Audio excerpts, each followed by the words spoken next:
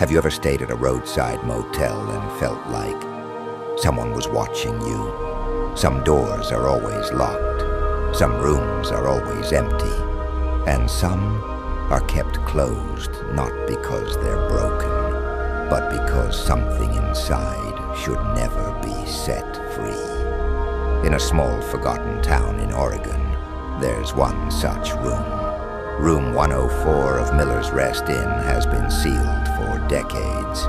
No one enters, no one talks about it. But what happened inside is still whispered in fear. Tonight, let me tell you the story of the room that swallowed a man whole, and the voice that still cries out, "I'm still here." Ash Hollow is a tiny town in the forests of Oregon, surrounded by towering pine trees and dense fog. Not many people live there, and even fewer visit. But the Miller's Rest Inn has stood there since 1954, welcoming hunters, campers, and the occasional lost traveler. But ask any local about Room 104, and you'll see their face go pale. They won't say much, just a warning. Don't ask questions you don't want answers to. In 2019, a freelance journalist named Elliot Chase arrived in Ash Hollow after hearing rumors of the haunted room. He had written about ghost towns and urban legends before, but this one felt different, too quiet, too real. At the check-in desk, Elliot asked for Room 104. The manager, Ron Miller, stared at him for a long moment and replied, "That room's not available. Take 102 if you want something close." Undeterred, Elliot took the key, but his curiosity burned. That night, he explored the town, asking around. An old woman, Margaret, told him. In 1962, a man rented that room.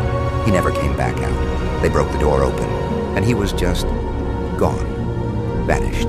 No signs, no struggle. Just gone. The next night, Elliot made his move.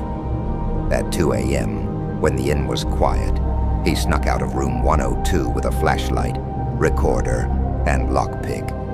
The hallway to 104 was dark and colder than the rest of the inn.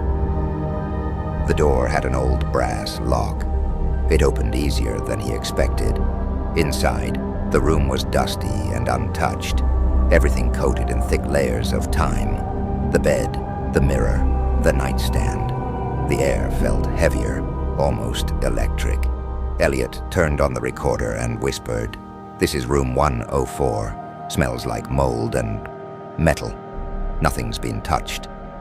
But then, the curtain moved. No window was open. He turned slowly. In the mirror, he saw a figure standing behind him. He spun around and found nothing. The room was empty. Suddenly the door slammed shut behind him.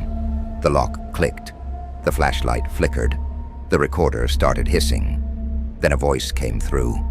Software cold, whispering, "I'm still here." Elliot froze. He felt breath on the back of his neck. He grabbed the doorknob. It wouldn't turn. Then a sound behind him. A low sob, a whisper mixed with static. "They locked me in. I never died."